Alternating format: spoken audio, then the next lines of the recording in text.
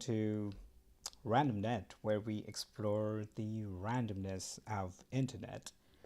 And uh, if you haven't checked out my past stream, go take a look. I've been I've been exploring various platforms on the internet, of course, and some of those are kind of like out of the ordinary, I guess. Uh, and that's why I love this because there's always like something new happening on internet every single day, actually every single second. So it's always kind of fun to just dive into the weirdness of internet and learn something new about our world, I guess. With that note, let's get started. By the way, I used to have a different option here, or one more option here, IMDb's, and I replaced that with ChatGPT because that seems like something exciting. And I'm kind of hoping that I will land on ChatGPT today, so that we can experiment with it and see the capabilities of AI altogether. But I don't know. Let's see where Lux takes us, I guess. Okay, Twitter seems like Twitter. There you go. Twitter.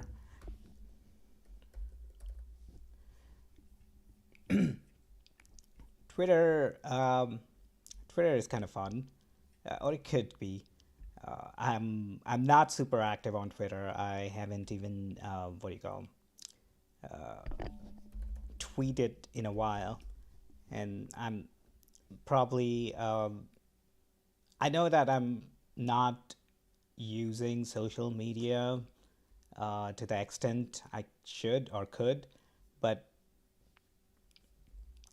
who cares, right?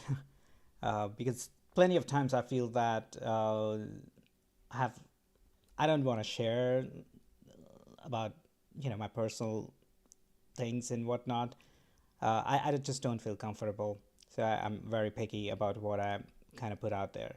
This- But this is kind of different, obviously, because I'm kind of like putting myself in a place where I want to stream very often and explore um, different type of streaming. So when I said different type of streaming, I meant like different concepts. And obviously, I'm not doing like something new or anything other than maybe RandomNet. RandomNet seems kind of like a new concept because I felt like no one else. I haven't seen anyone else kind of like doing this. I've definitely seen people reacting to different things on internet. I mean that's pretty common, like TikTok videos react or YouTube reacts for that matter, and to reacting on tweets and whatnot. But I haven't seen anyone reacting on IMDb comments. So that's something. Well, give me 1 second. Let me figure out my Twitter password.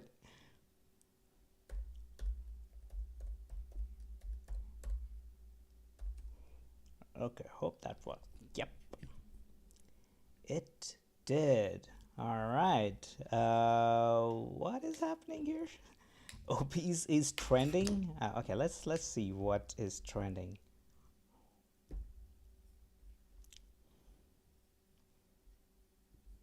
Fluffy Funko. What the hell is that? Let's see. Well, but only 3,497. Why? Why would you even put it in there? Like for you, especially? No. With like 3,548 tweets, it's number three. Okay.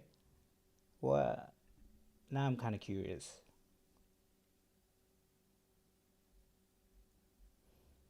I think it's a paid. Gotta be paid. What? Yeah. Okay. This is worse. I mean, I see what you're doing with the like what Twitter is trying to do, like with politics, what is trending in general. I believe like it just added like some sort of like new tags. So I bet like Jack in the Box is paying a lot of money because Elon made a dumb mistake of buying Twitter. and now he have to make money somehow. So the number one thing trending is Hi-Fi Rush, and we don't even know how many uh, tweets are about it. How could you call it trending when there are only like 3,548 tweets? Seriously? This is, well, this is insane. And look here, number six is Republican tax heist with 28,000 tweets. And number seven is Meta with 128,000 tweets. This is insane. I don't even know what this is supposed to mean. Like, did Twitter change to what trending means anymore?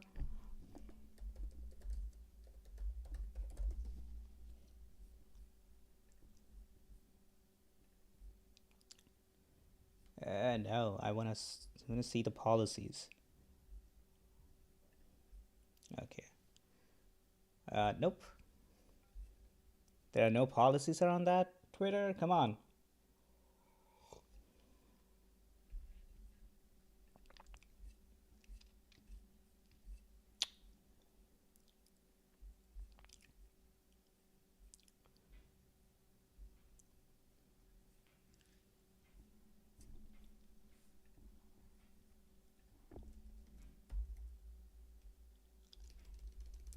Kind of curious. What should I?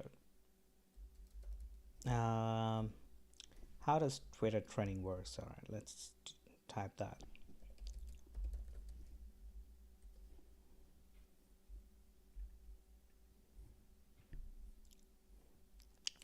Twitter trends FAQ. Twitter trends frequently asked questions. Okay, let's see what is frequently asked. Where can I find trends? Okay, trends are available on the Twitter for iOS, Android, and Twitter.com. On Twitter mobile apps, you can find trend listed under the trend section of the Explore tab.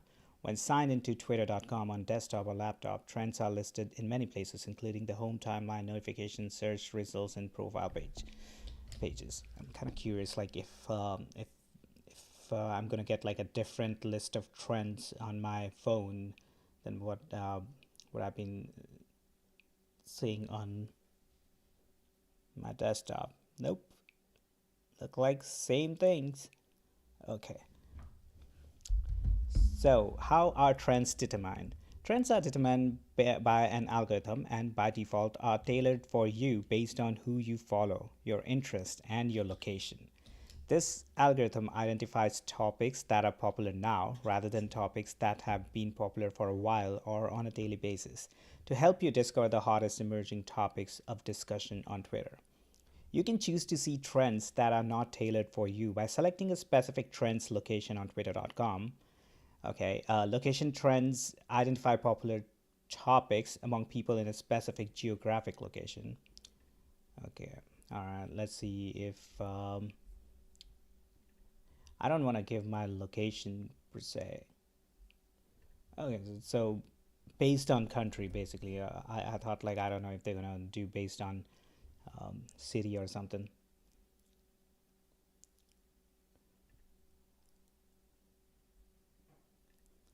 Something like that. Still, Fluffy Funko is number three.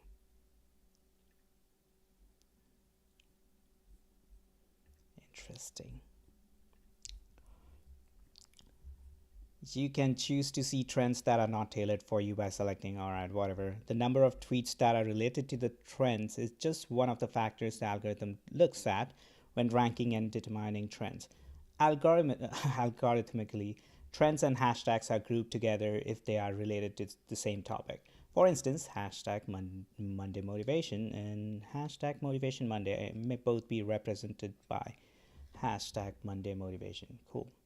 What does the hash sign means? You may notice that some trends have hash sign before the word or phrase. This is called a hashtag and is included specifically in tweets to mark them as relating to a topic so that people can follow the conversation in search. Will I see world and local trends events in my trends? Yes. When signed into your account on twitter.com, iOS or Android, Trends will be tailored for you based on your location and who you follow. Come on, you're just repeating the same thing. There will be many world and local news events and conversations that will appear in your trends regardless of your personalization. Okay, so let me get it straight. Uh, when we are signed in, the trends will be tailored for uh, me based on my location. But at the same time, there will be many world and local news events and conversations that will appear in my trends regardless of my personalization. So, why the fuck are you even putting trends there? This is stupid. I don't even know if these were the same policies before Musk acquired Twitter, but I mean, regardless, this seems like an idiotic way. Can I see trends for a specific location? All right, whatever. Adjust your trend settings where Twitter for iOS, and obviously we can just pick like a country as a location, and that's pretty much it.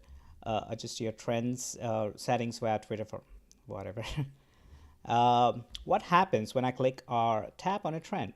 Clicking or tapping any of the trends take you on a Twitter search results for that trend. You'll see all tweets including that phrase or hashtags. To see what people are saying about a previous trend, perform a search for that word. How can I participate in a trend? Simply post a tweet including the exact word or phrase as it appears in the trends list. With the hashtag, if you see one, due to the large number of people tweeting about these specific trends, you may not always be able to find your particular tweet in search, but your followers will always see your tweets. Twitter also filters searches for quality to understand what types of behavior could cause your tweets to be filtered out. Read about our search rules and restrictions. Well, are there rules for trends? Yes. We want trends to promote healthy conversations on Twitter. This means that all times we may not allow or may temporarily prevent content from appearing in trends until more content is available.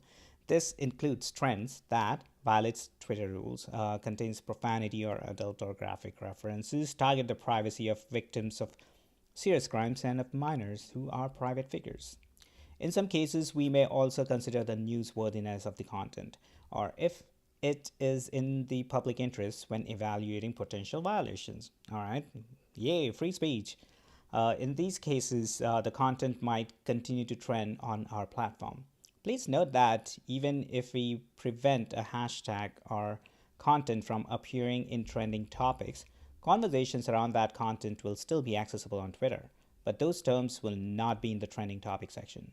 In the US, as part of our work to protect the integrity of the conversation around the 2020 US election, we have expanded our efforts to add context and review trends for violations. Okay. Do trends have context? We manually monitor trends and work to add context to help answer the question, why is this trending? We do this through attaching a representative tweet to the trend, adding a headline and description, or curating a landing page to give more direct context. We may also add a combination of these. Below some trends, you may also see the approximate number of tweets associated with the trend, or personalized context such as who in your network is tweeting about the trend. Above some trends, you may see a category such as politics, music, or entertainment. This is automatically selected based on what the tweets in the trend are about. Certain trends will have an article automatically attached based on the conversation around the trend. Do trends have descriptions? Well, below some trends, you may see the approximate number of tweets associated with the trend, or personalized context such as who in your network is tweeting about it. Additionally, when a moment is found to be relevant to a trend, we may use the title of the moment as a trend's description. Okay, so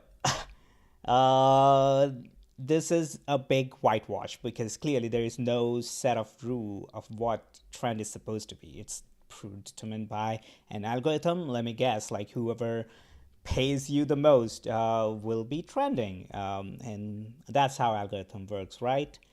Yeah, it's trending. I already clicked on that, but I'm kind of like hesitant clicking on it because then it will start showing up in my timeline or something. Well, we don't even know how many people are tweeting about my SOT23. What is this?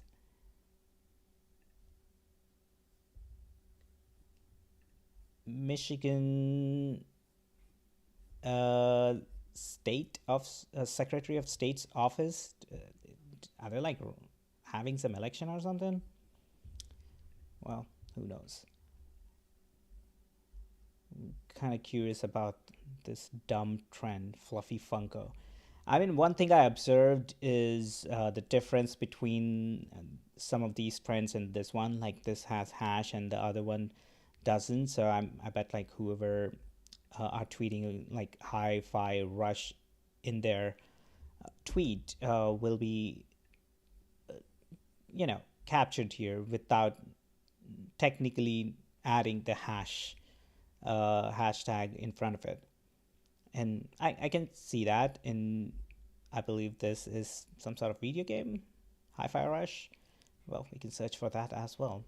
Trending with Tango Gameworks. So yeah, it seems like it is some sort of video game. Obese is number 5, which is let's see. Naveen. What? What Naveen? What is this about? With 4,000 tweets. Naveen Patnaik, yeah, he is, Chief Minister of Odisha, actually. Odisha, I think that's how we pronounce it now. But now why is that name so, why is that name trending?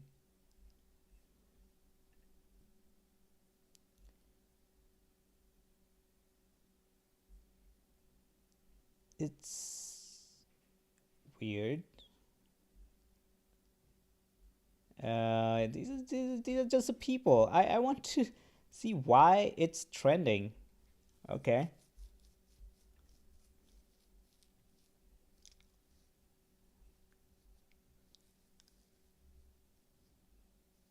So to me, it feels like there is no set of rule of why anything will trend. It seems like at a whim of the billionaire lord who owns Twitter now. Uh, yeah, Fluffy Funko now sold out. Okay, and that was back in 2019, and that is a stand-up comedy bit. What is happening? Why is this trending?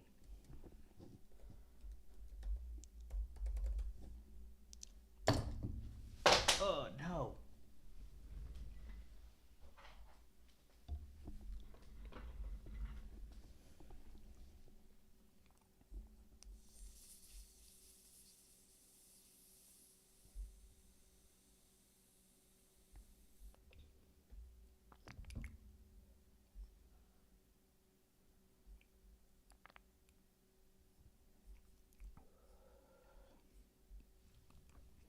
All right, so I'm now I'm kind of curious, like what were the trending policies in the past?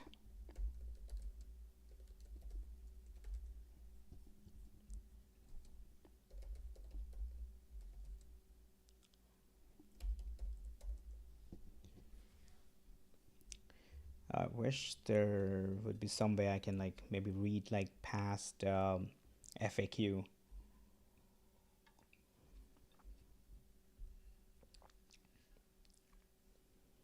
Hmm. So this goes back to December 14, 2022, which is not helpful. I wanna. Okay, let's check this out. This was been March 15th, 2021, and let's see. Musk acquired, acquiring or whatever. So that was completed sometime in October. Yeah. So on April 14th is when, wait, and concluded. Yeah, okay, when it was initiated, and October 27th. All right, so this should be technically Yeah, this is way before. All right, so from this blog, I think it's blog, or I think it's oh, Sprout Social. It's social. It's a tool, productivity tool to kind of post like multiple tweets or something, or maybe even like schedule your tweets and other social media post. I believe, uh, and I remember like checking out its prices. It's super expensive. Let me see. I think it's like 30-40 bucks at least. Well, not 30-40 bucks, 250 bucks a month. That's a standard plan. And professional, if you are professional, you gotta shell 400 bucks per month. And for advanced, 500 bucks. And then for enterprise, just reach out. And why? Okay, so Sarah Abul Hossein. Sorry if I messed up your last name, Sarah. So Sarah blogged on in 2021, right? Let's see. Twitter trending topics, how they work and how to use them. Twitter is known for its always changing trending topics. These topics can be as broadly popular as a gossip or current events, or personally tailored to an individual level that reflects your own account's interest, industry, and brand. Over the last few years, Twitter has continued to refine how trending topics work by adding different layers of context to the way they display on desktop and mobile. Understanding how Twitter trending topics work can give you deeper insight into what your audience is paying attention to and help you shape your brand's Twitter strategy. Let's explore how trending topics work, how to personalize them, and ways you can leverage them as part of your social media marketing campaigns. So, how does it work? Trending topics on Twitter are determined by the platform's algorithm. They can be tailored to the people people you interact with, your interest, and your location. Depending on the view you select, you can see either what's popular on a broader scale or what's trending within your specific interest group. For example, if most of the people you follow are in the social media niche, you're more likely to see personalized trends associated with social media. The algorithm also prioritizes fresh content, so you'll see topics that people are talking about right now in the moment rather than older trends. Okay, when using Twitter's mobile app, you'll find these topics listed in okay, whatever. How do you how to find trending topics on Twitter? Personalize your trend. Okay, for best Twitter experience, you need to personalize your trend preference. Twitter now lets you personalize you see based on few factors. You can set geographic preference so that you can see location based within the setting. All right, to make these personalization, navigate to your trends page by clicking show more on the right hand. Uh,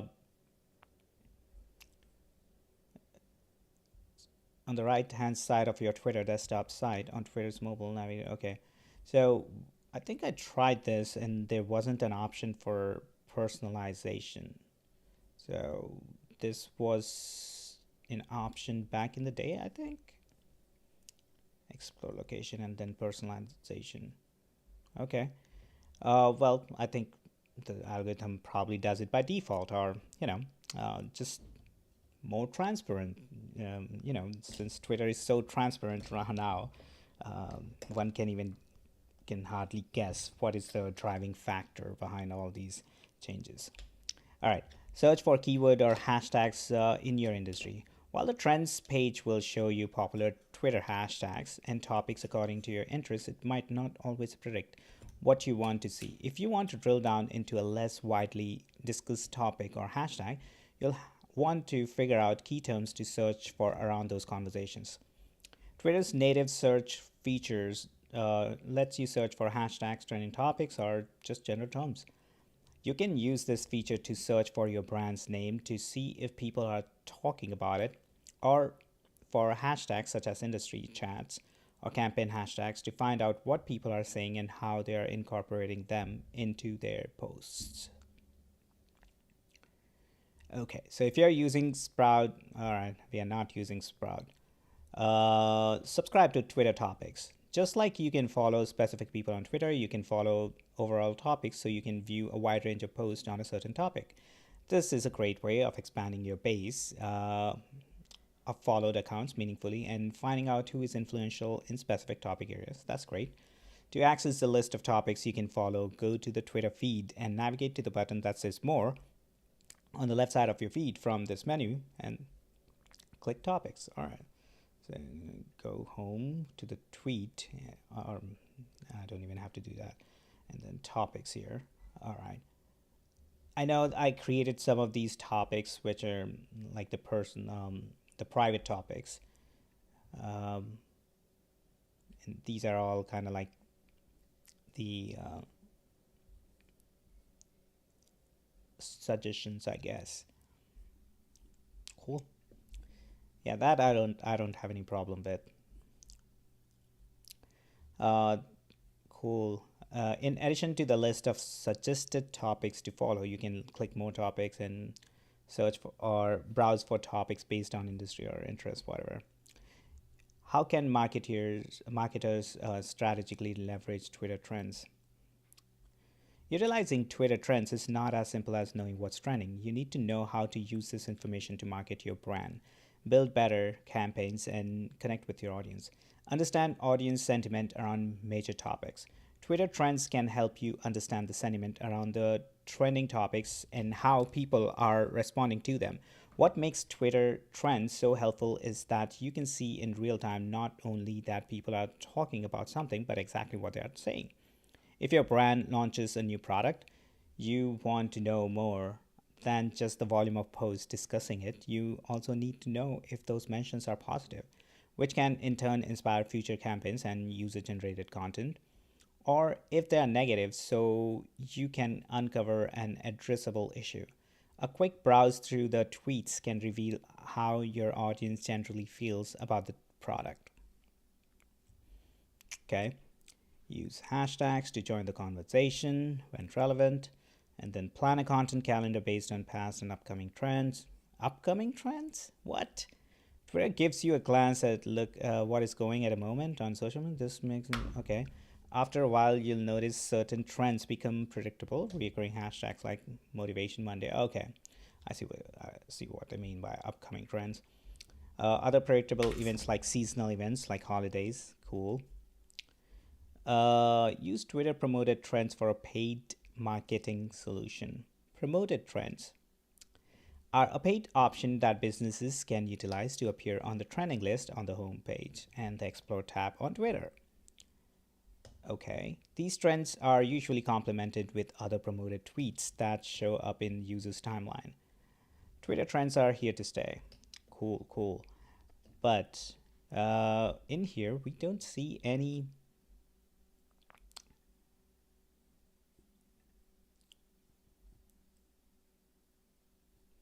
These are all like new. Cool. In here, I don't see like anywhere it says like promoted or whatever, right? Like it seems like all of these are like genuinely trending.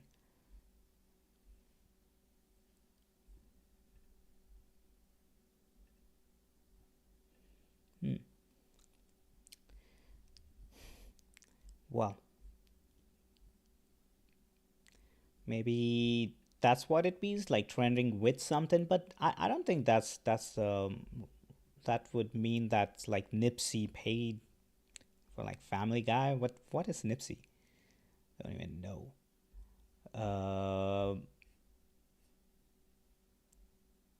What? What? I'm so out of touch when it comes down to like culture and whatnot. So Nipsey Hussle. Okay. Oh, he died in 2019. Known professionally as Nipsey Hussle, was an American rapper, entrepreneur, and artist. Okay, so why is he trending now? Family Guy is getting called out for joking about Nipsey Hussle. All right, what happened? Pick up on traps, so stick around to pick up their. Oh, music festival, huh? You think the Von Traps will stick around to pick up their award this time? I don't know about them, but they're going to have holograms of Tupac and also Nipsey Hussle, who I'd never heard of, and then was told to carry men. Oh, music festival, huh? You think the Von Traps will.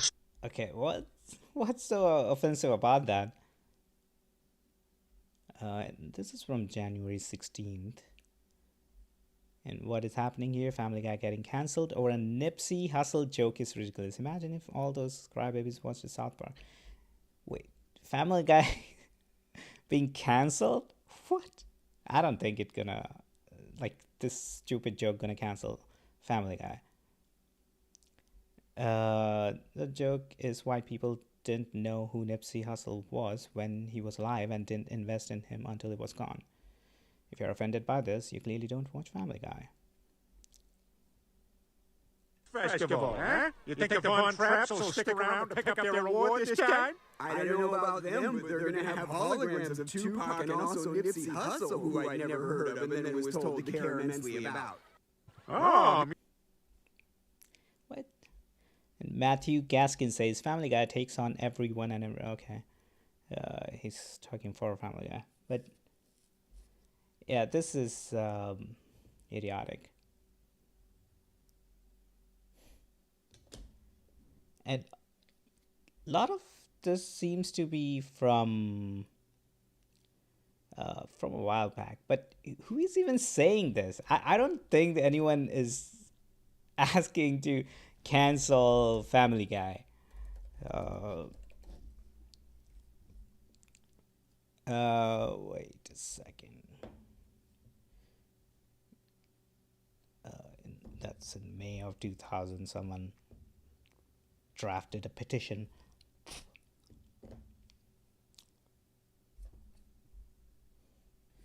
Family Guy cancelled. Nipsey Hussle.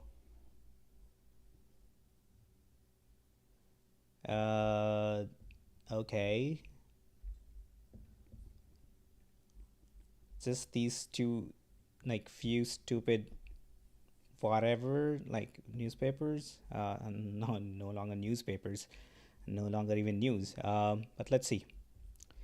A joke about Nipsey, originally included in a 2021 episode of Family Guy, has resurfaced on social media, stirring some belated commentary. The moment in question occurs in whatever.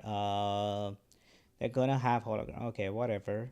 As the tweet above stated, its ascent into virality, a debate broke out about the joke itself, with some criticizing it while others argued that this is par for the course when it comes to Family Guy style mockery. Those on the latter side of the debate also pointed out how the joke itself appeared to be targeting not Nipsey himself, but rather how some people responded to the death. This is, oh man, this is so idiotic. I don't even know what is happening with people. Like, uh, I don't think, first of all, I don't think like there is like a huge set of people asking, Fox to cancel Family Guy. That's not happening. And on top of that, why is that trending on Twitter? Like, it feels like Twitter is creating this problem, if anything, and not even based on like number of tweets, because we don't know how many people are tweeting about this, because Twitter being so transparent, it won't let us know how many people are actually tweeting about this. So, interesting. This is trending without a lot of people actually participating, and we don't know how many people are participating. Cool. So moving on, I want to see if we can find like some sort of like a change log. Just seeing like if Twitter changed pre and post Musk acquisition. I mean, obviously changed. What I mean is like changed how they manage trends, because clearly based on 2021 article, it used to be way different. And at least just reading this article, because again, this is not official FAQs from Twitter, so I don't know if their words were like exactly same or similar to what the FAQ is today. Okay, so back in February 11, 2020, that's way too long back. So I don't know if I want to go over uh, how the Twitter algorithm worked back then, but maybe I'm gonna save it for some other time. Uh, but let's see. Twitter trends, FAQ, change log. I doubt there's gonna be anything showing with that.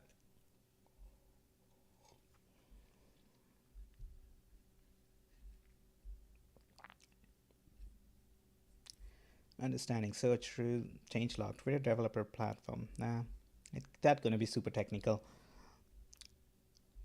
Isn't there like a some sort of like a time machine for websites? Wayback Machine. Okay.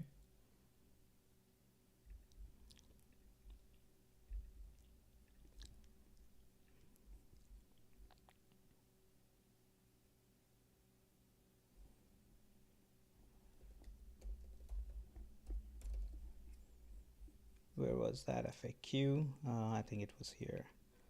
Help.twitter. Okay, let's. Uh,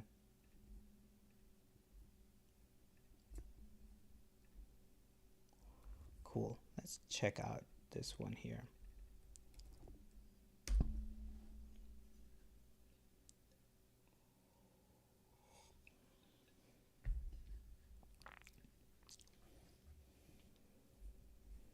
Okay. So I want to see back in 2022, maybe just before this whole news, right? Let's check out this time.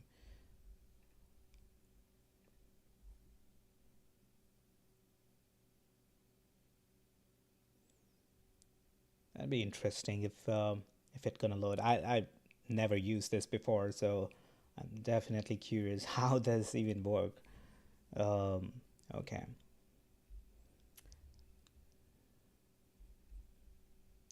I wish there was some way to like compare two websites. I'm sure there is some way to do that.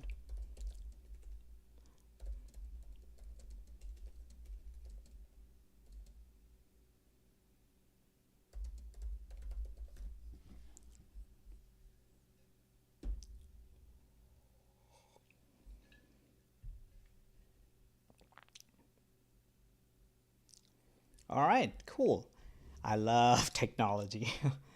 Cool. So this would be number one. Let's just take it over here. Come on, come on. Where am I entering? There you go. And this would be number two. Don't die on me.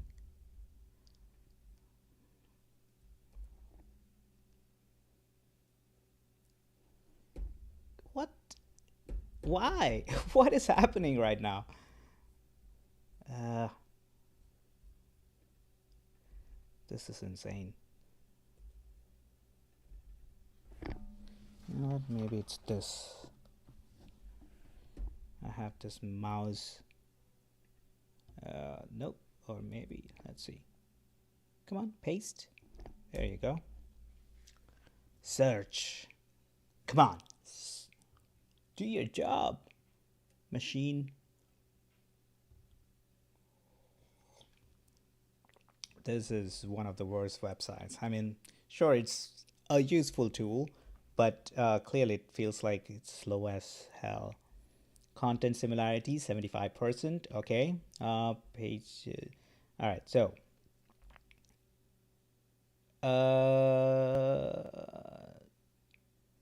what? What?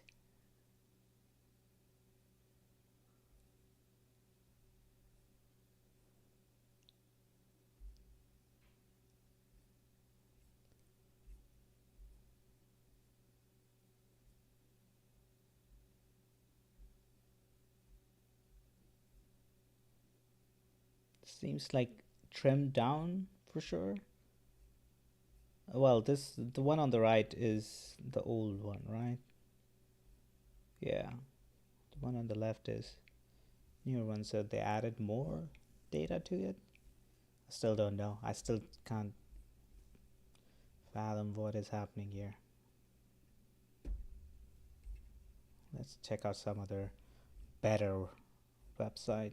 What is that? SmallSEOtools.com? Yo, SmallSEOtools.com. Please make your site better. That's a very useful tool. Okay, let's check this out. So now we're gonna use the older one on the left and the newer one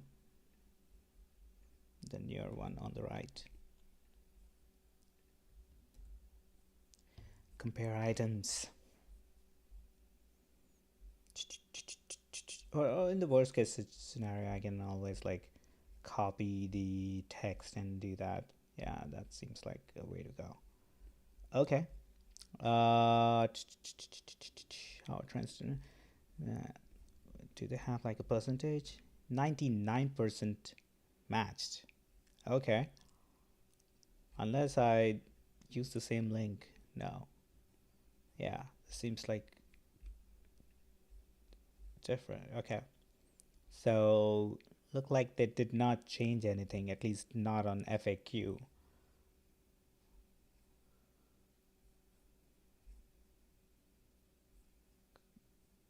Okay. Few changes here and there, well, or updates rather. I'm curious. That was from like 15th April, right? So let's go to 2018, and yeah, let's pick Feb 13 because why not?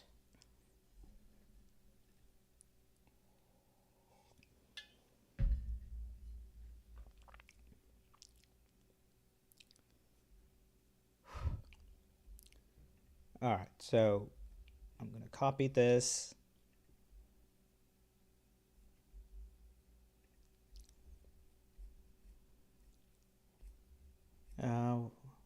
Return anywhere, come on. I can't change it, I have to like go back. Okay. So the item 1 is from 2022, and item 2 is from 2018.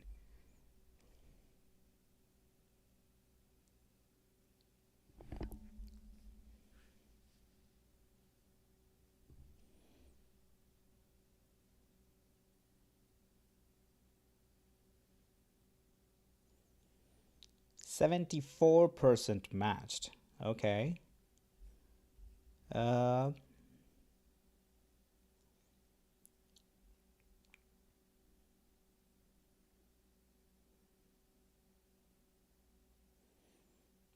the way, I'm just making sure that I'm streaming on YouTube. Doesn't look like it. What? Why? Why? Why are you doing this to me, YouTube? Come on. Why? I should be live right now. Okay. Yeah. Why? All right. Why are you doing this to me, YouTube? Come on. Okay, you didn't do that, YouTube. My bad. My bad. Okay. So look like I'm not sure if it's gonna give us like differences like with different color code or something, or there you go. Nah, that doesn't mean anything.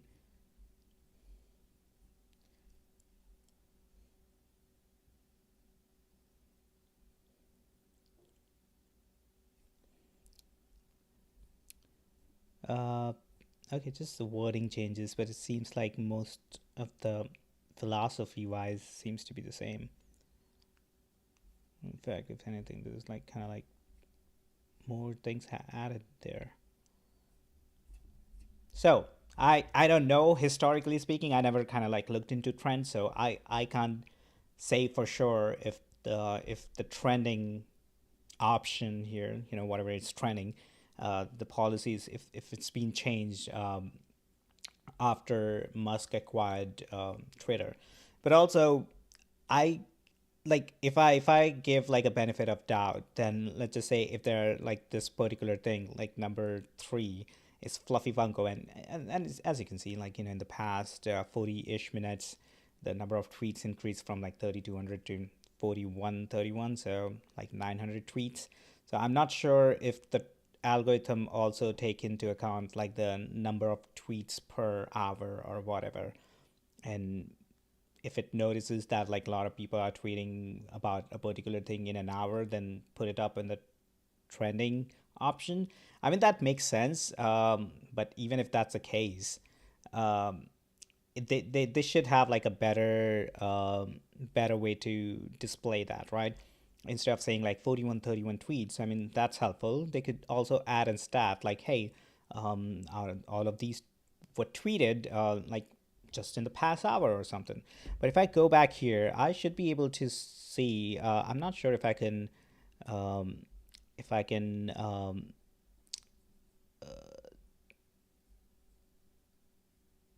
sort by the time. There gotta be some option, right? Like the oldest. Okay, let's do this. So January. But I mean, I'm not gonna obviously count how many people tweeted about it in like past couple days. I mean, unless it gives me a stat uh, on the top, which I doubt it will. Wait, what? Why? That's odd. Okay. But let's go to the bottom. 53 minutes. There's one from like 2022, November 28th. And obviously, Gabriel is tweeting most of the time.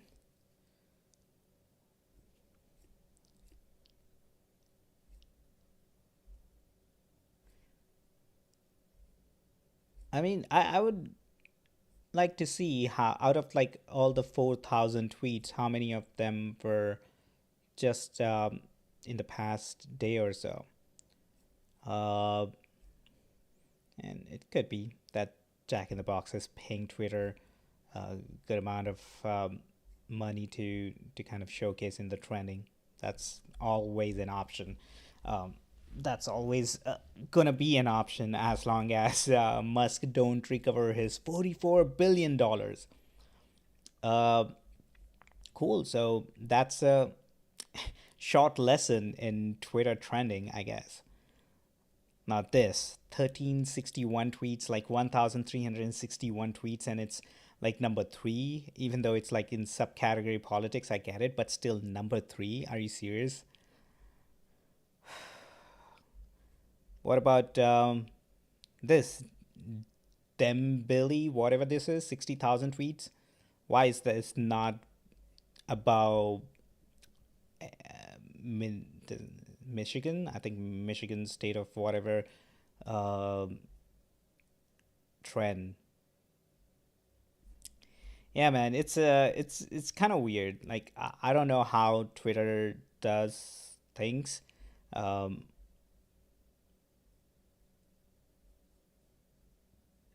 I can't comment, because it's legal stuff. Were you guys listening? What, what do you think? Any more comments?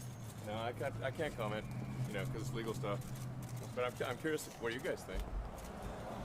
We weren't listening. Oh, okay. All right. How'd it go? Feel good about how it went? Yeah, I think so. I think so. All right. Were you guys listening?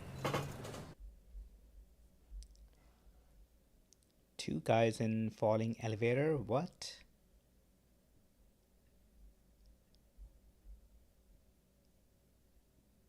Come on, play.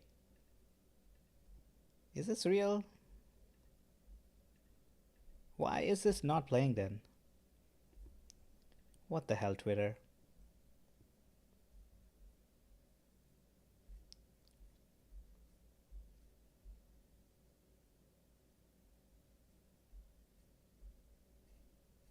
Yeah, so now you're seeing my homepage. So let me actually to switch to some of the things I bookmarked. Yeah, let's check out this thread, but this is kind of short, but also gonna be interesting because it's coming from Yuval Noah Harari. He's a great author. Cool. So Yuval Noah Harari tweeted, "Hope comes from deeds and connections, not from solitary thoughts. Hopelessness overtakes us when we are all alone, spinning hellish scenarios in our mind about which we cannot do anything. After all, how can we change something that doesn't really exist?" But when we focus on reality, we almost always discover that there is something we can actually do to improve the situation. Every person has some power, and exercising our agency gives hope. And every person also has a superpower, the ability to work with others. 50 people working together can accomplish far more than 500 individuals, each trying to do their own thing. So, so if you feel hopelessness, so if you feel hopeless, join an organization. Okay. Uh, I like this one. I read this one, so let's actually do it. Sahil Bloom tweeted, Benjamin Franklin created a list of virtues that he believed would forge a life of health, wealth, and happiness. 200 plus years later, the list still holds incredible wisdom. Benjamin Franklin's 13 virtues for a life well lived are as follows: temperance, silence, order, resolution, frugality, industry, sincerity, justice, moderation, cleanliness, tranquility, chastity, humility. A quick breakdown of his words and my interpretation of each. Temperance. Eat not to dullness, drink not to elevation, which means exhibit self control in your daily consumption. Number two, silence. Speak not but what may benefit others or yourself. Avoid trifling conversation, which means embrace silence and always listen intently before thinking to speak. Number three, order. Let all your things have their places. Let each part of your business have its time. Maintain a tidy environment and mind. Number four, resolution. Resolve to perform what you ought. Perform without fail what you resolve. Follow through on commitments. Do as you commit. Number five, frugality. Make no expense but to do good to others or yourself. That is, waste nothing. Never be wasteful. Number six, industry. Lose no time. Be always employed in something useful. Cut off all unnecessary actions. Focus on meaningful, productive work. Work hard. Number seven, sincerity. Use no hurtful deceit. Think innocently and justly. And if you speak, speak accordingly. Be honest and fair. High integrity. Number eight, justice.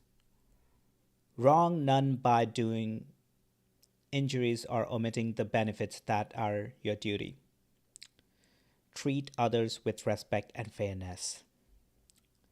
Number nine, moderation. Avoid extremes.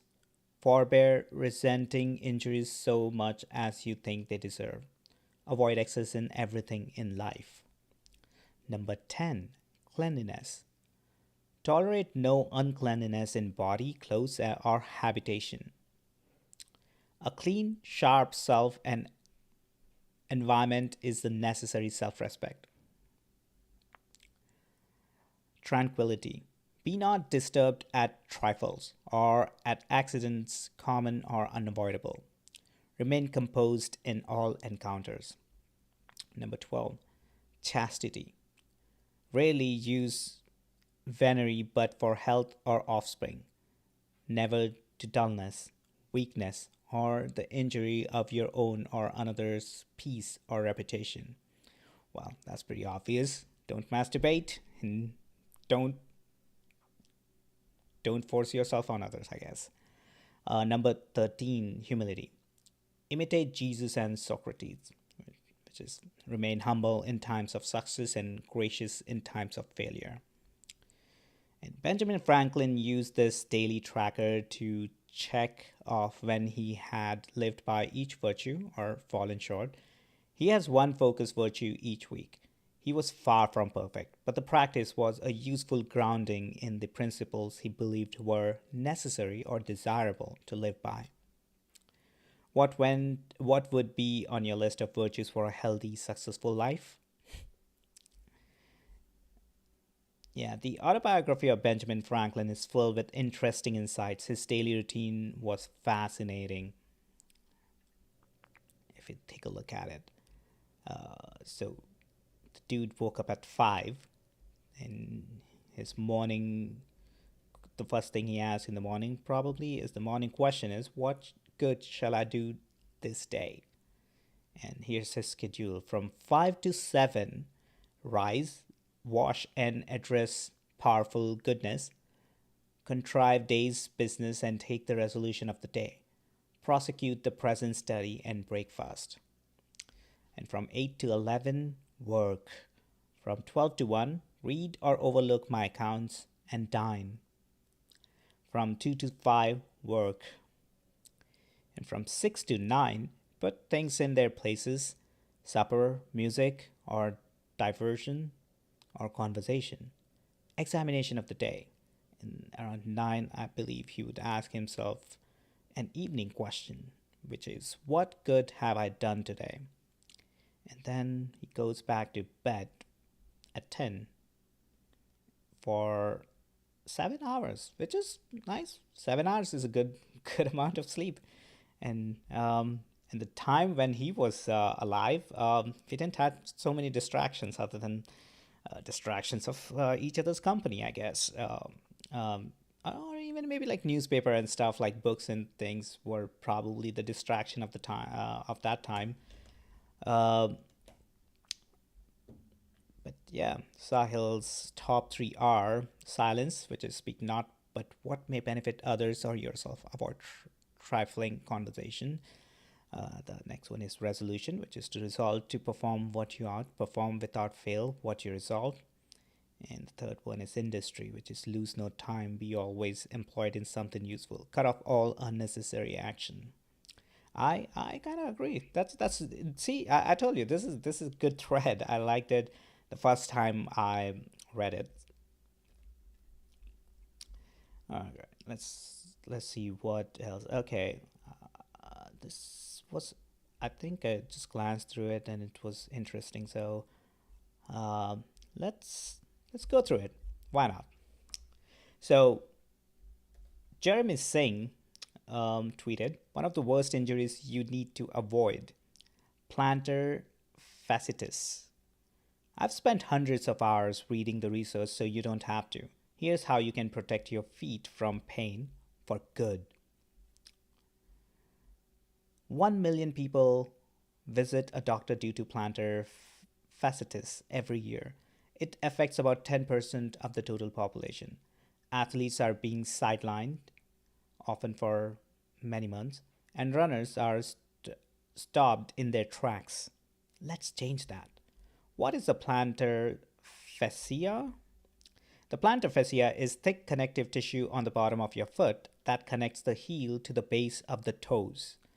It's supposed to arc and acts as a shock absorber when walking or running. What is plantar fasciitis? Repetitive micro trauma results in small tears of the fascia between the heel and arc. The result is debilitating pain. Pain is often worst when the muscles are cold, first thing in the morning or after a period of rest. Okay, so these are all the muscles which connect the heel with toes, and the area of pain is like right around like the heel What causes plantar fasciitis? There are several causes: overuse, overweight, walking or running form, limited range of motion, weak muscles in the legs and core. And here's how to overcome each. Overuse. Long periods spent standing or rapid increases in exercise can cause pain. Gradually increase the overload of any exercise program. Increase the duration of running by no more than 10% weekly. If you have to stand for long periods, make sure you take breaks. Overweight. Being overweight causes more strain on the plantar fascia from exercise or standing. Be sure to address the excess weight with both exercise and nutrition. What you eat will play a bigger role in losing weight than exercise. Walking or running form. Shorten your stride. Run in place to improve your form. Try different shoes, including minimalist and supportive. If a midfoot strikes is new for you, ease into it as muscles will be worked differently. So heel striking, never do that. Midfoot strikes, okay. Limited range of motion. A lack of range of motion can cause poor form. Make sure you stretch after exercise to improve your range of motion. Here's my stretching routine. Okay, they'll get there. And then big toe stretch. Oh wait, is that all like part of this? No, this is Gen 19. I'm sure. Yeah, okay. Big toe stretch, specifically for plantar fasciitis. You should focus on big toe stretching and strength. All right. Weak leg muscles, which is weakness in one area can cause other areas to become overworked. Strengthen both upstream and downstream from any injury. For PF, this means feet or toes and ankle, calf, or shin. Here are my go-to strength training exercises for runners. Seems seems that Jeremy has been putting a lot of work for a while now. And then calf raises. If you were only do one exercise to address your plantar fasciitis, it should be barefoot leg, single leg calf raises on a step while gripping a towel with your toes. Do this as single or both leg raised. Let's see what it's doing there. Toe towel scrunches. Okay. A second important exercise to strengthen the feet. In a seated position, grab the towel only using your feet and toes. Do as a single or both feet scrunches. Interesting. Weak core muscles. Well, in addition to strong legs, core muscles play a pivotal role for runners. Here is my core strength training routine. Okay, cool. I might check that out because core is the core of everything. And then massage. Use a hard ball, such as baseball, lacrosse ball, or cricket ball to massage the bottom of the foot. This can be especially helpful before getting out of bed. You can also do this with the ball on the ground to leverage your body weight for more pressure. Okay, that's it. Thanks for reading. Let's check out this, the core. The biggest mistake in exercise, ignoring your abs. Here are the 12 simple exercises that will help you build a rock solid core. And I definitely need that. I'm so fucking fat right now. All right. So, plank 1 actually. Okay. So take a high plank, arm raise one at a time. Okay, leg raise one at a time. And then, okay, I see what you're doing. Okay. Plank 2, hot lizard. Okay, raise opposite arm and leg. Yeah, done that. Side plank. Yeah, done this plenty. Well, not recently, clearly, but punch your brother. Okay, yeah. I remember I used to do we used to warm up doing this when I was practicing Aikido. Seems like another life right now. Um, bird dog. Yeah, I think I done this too. Okay. Dead bug. Huh. Okay. I think I can do this like even just before I go to bed. Flutter kicks. Yeah, that's plenty. Reverse plank. Hmm. Squeeze glutes. Okay. V sits. Yeah, this is tough. Then leg lifts. Yeah, this is all right. It's not like the toughest unless you do that. Pop the booty up. Yep. Bicycle, bridge, mason twist. Yeah. These exercises don't require any equipment. I recommend doing them 2 to 3 times a week.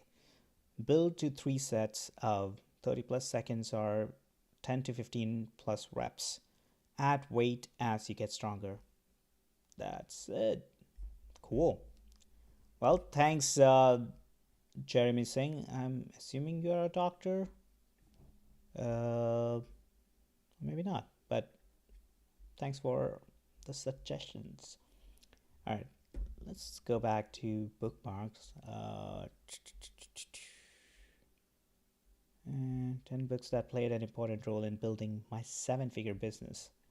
Do you wanna explore that? Okay, let's check it out. Justin Welsh tweeted 10 books that played an important role in building his 7-figure business. One of the books is The Minimalist Entrepreneur by Sahil Levengia. How it helped. I overcomplicate everything, so this book is a great reminder to keep it simple. He strips away all the complexity, delivering a straightforward read. Key quote: you don't learn, then start. You start, then learn.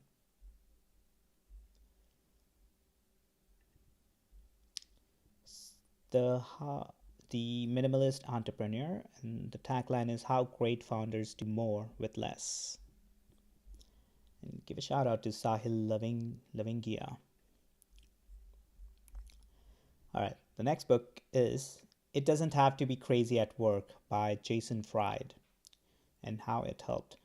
While I no longer work in an office or with a team, this book is a great reminder to stay focused and eliminate distractions.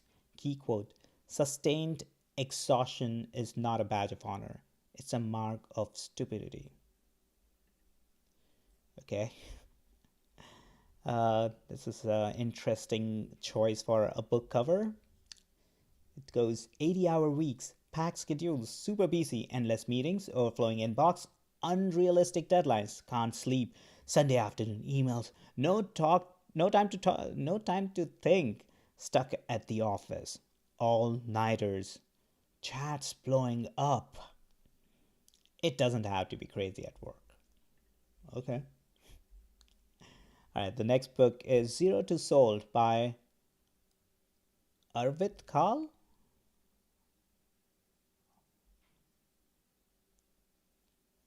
I like how he said calmly building in public, podcast, blog, and newsletter. Nice, Arvik. And how it helped. I felt like I could see parts of myself in the book, and I don't find that often. Key quote: they'll be willing to pay if the solution saves them time, saves them money, or makes them money. If it does all three, it's a guaranteed hit. Zero to Sold by Arvit Kal. And the tagline is how to start, run, and sell a bootstrapped business. Bootstrapped, I see what he did there. Next book is one of my favorites too, Atomic Habits by James Clear, and how it helped. Gave me systems and frameworks for building strong, repeatable habits. For a systems guy like me, this is critical. Key quote: goals are good for setting a direction, but systems are best for making progress. Yeah, this I strongly recommend reading this book. I mean, it's a good reminder. I'm sure, like all of us know a lot of the wisdom within that book, but just reading through and like seeing it from a different lens help us to reframe, like at least help me to reframe like some of my mindsets and help me overall. So I strongly recommend. All right, the next book is Factfulness by Hans Rosling. How it helped? Not really a business book, but a great reminder that the world is getting better, no matter what we see on the news. This book helps keep me positive. Key quote: there's no room for facts when our minds are occupied by fear. Okay. So Obama wrote a review. I don't know if it's a review or just a one line statement. A hopeful book about the potential for human progress when we work off facts rather than our inherent biases. Okay. And Factfulness: 10 Reasons We Are Wrong About the World and Why Things Are Better Than You Think. That sounds like a good read. In the past, I read like some books, or at least some articles relating to this, like how world is getting better, at least because of our global connection, I guess, because like there are fewer conflicts, like war-wise, even though I know like there is a big war happening right now, but still, relatively speaking, there are fewer conflicts compared to, I don't know, a few hundred years back. And also, it feels like most of the people are trying to figure out um, how to make the best of life. Let me just put it that way. And obviously, they're always going to be good and bad actors. So there's that. All right. The next book is The Psychology of Money by Morgan Housel. I heard about this book so many times. I got to actually read it. And probably out of all the books in the list, I might start with the Minimalist. I'm not sure yet, but I gotta get back into reading habit to begin with. All right. So, The Psychology of Money by Morgan Housel. How it helped. Helped me set up a better strategy to feel financially secure, and is the only finance book I've found interesting. Key quote: spending money to show people how much money you have is the fastest way to have less money. Uh, well, it's an international bestseller. The Psychology of Money: Timeless Lessons on Wealth, Greed, and Happiness by Morgan Housel. One of the best and most original finance books in years, says Jason Zweig. Okay, I don't know why Jason is on like the cover. Is that like a some big personality? Jason Zweig.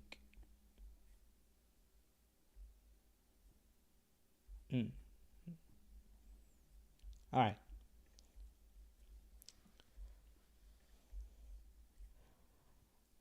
Okay, the next book is The $100 Startup by Chris Guillebeau. Sorry, Chris, if I fucked up your last name. How it helped. Chris helped me understand that passion was just one part of the equation. Skills and customers matter. Key quote: I can be very passionate about eating pizza, but no one is going to pay me to do it. All right, The $100 Startup. Reinvent the way you make a living. Do what you love and create a new future. By Chris Guillebeau. All right, the next book is The $1,000,000 One Person Business by Elaine Pofeld. How it helped. Does a great job at breaking 1 million businesses into 6 digestible parts. This makes it feel more achievable. Key quote: uncovering an idea that you will enjoy thinking about every day is the secret. Elaine Pofeld, The $1,000,000 One Person Business. Make great money. Work the way you like. Have the life you want. The next book is Company of One by Paul Jarvis and How It Helped. Paul breaks down the benefits of staying small rather than going big. Key quote: there's nothing wrong with finding the right size and then focusing on being better. Small can be a long term plan, not just a stepping stone. Company of One. And there are like multiple editions, I think. Why staying small is the next big thing for business.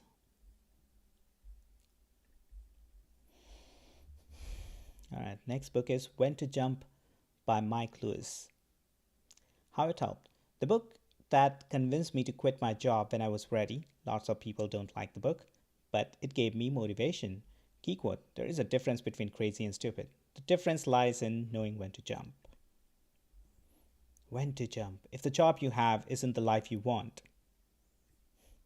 Wow, introduction by Sheryl Sandberg. Isn't she like a key person in like Facebook or Meta, I guess now?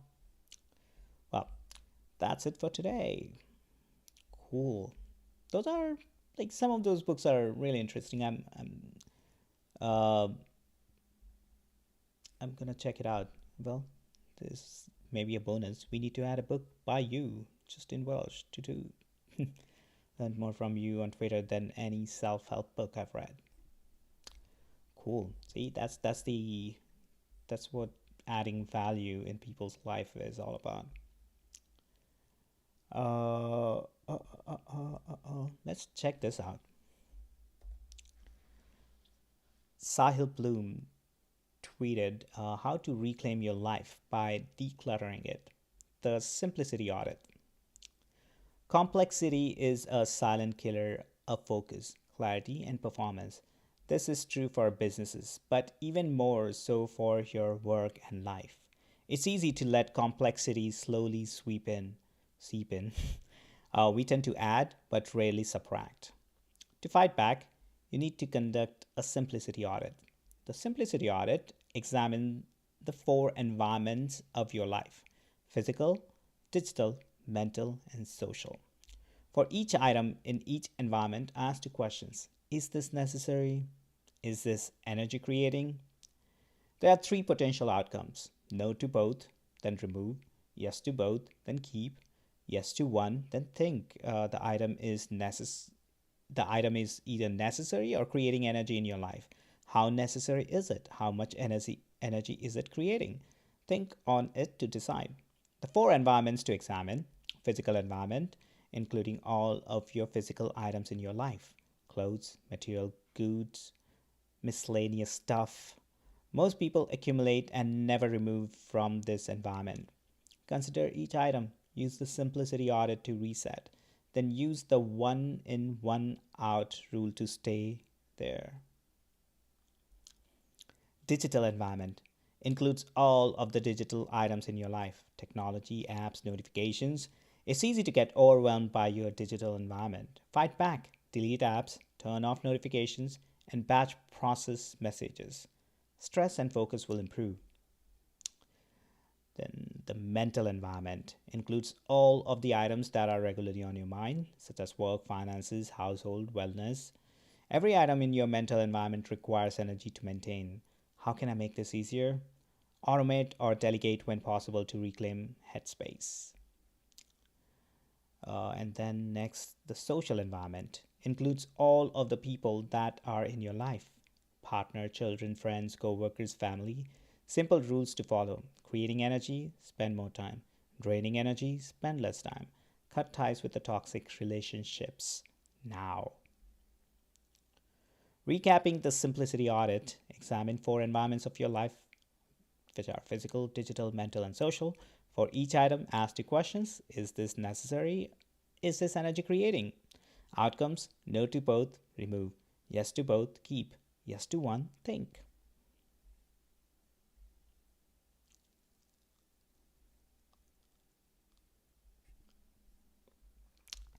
I conducted my first simplicity audit in 2021 and it had a dramatic impact on my life. I'd bet it has a positive impact on yours.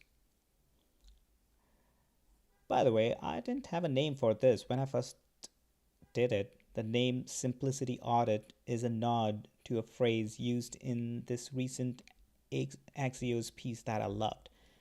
Axios is a perfect example of leveraging simplicity in business. We're going to check it out. The other benefit of the simplicity audit is awareness of the creeping complexity in your life. If you do it quarterly, you'll slowly build a muscle to recognize when complexity is entering your life where it shouldn't be. If running a full simplicity audit on all four environments is too intimidating, just pick one environment and start. You can even narrow it down further and pick a sub environment. A few common problems areas like desk, phone, computer, simplify one, and your life will improve. The logic here is simple. You are a product of your environment. An environment comprised of necessary energy creators will compound positively in your life. An environment cluttered with unnecessary energy drainers will compound negatively in your life. Your choice. One simple rule that helped declutter my digital environment: the 1 week rule. I close all of my browser tabs every Sunday evening, no matter what. Anything that was still there and untouched clearly wasn't important to me, and it avoids the 500 tabs open that stresses me out. Well, I just remembered this part of Benjamin Franklin's daily routine. A tidy, simple environment unlocks the mind. Yep.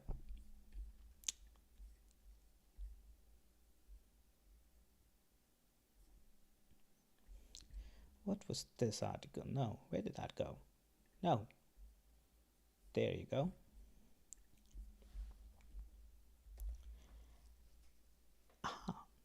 Axios finish line, the simplicity doctrine.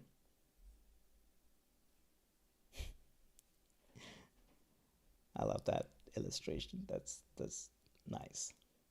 This article originally appeared in Axios finish line. Okay. Occam's razor teaches us that the simplest explanation is usually the right one. Here's a new Axios razor. The simplest way of doing things is usually the right one. Why it matters. Too many people too often load up ideas, process, teams, or companies with needless complexity. Simplicity, by contrast, increases velocity, productivity, and profitability. This is my big obsession. Heading into 2023, as Axios grows from 500 people to 1,000 plus in the coming years, how can we cut away complexity at every level, in every area, to make everything we do simple, fast, intuitive for staff and readers? This fights against the human habit of keeping things one. Oh, wow. I just realized.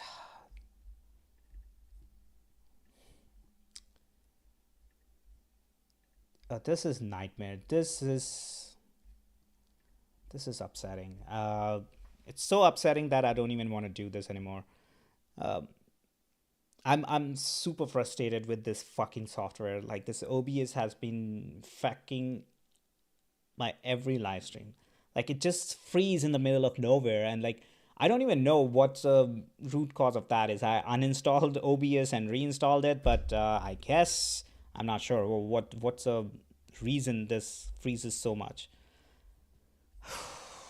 All right. I was having such a good time, and this pissed me off because I felt like we went through like so many good tweets, and I realized that probably I haven't been like the screen haven't updated for like over 5-10 minutes or something, and it sucks that I'm sorry. I don't know what to do. I'm gonna find some way.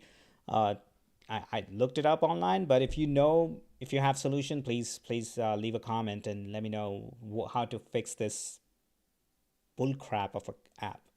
All right. Clearly, I'm not in a mood and to continue this. So, and also realize it's wow, we've been streaming for over hour and a half. So I'm gonna just stop here and yeah, and get my mental state in order, I guess. But until next time,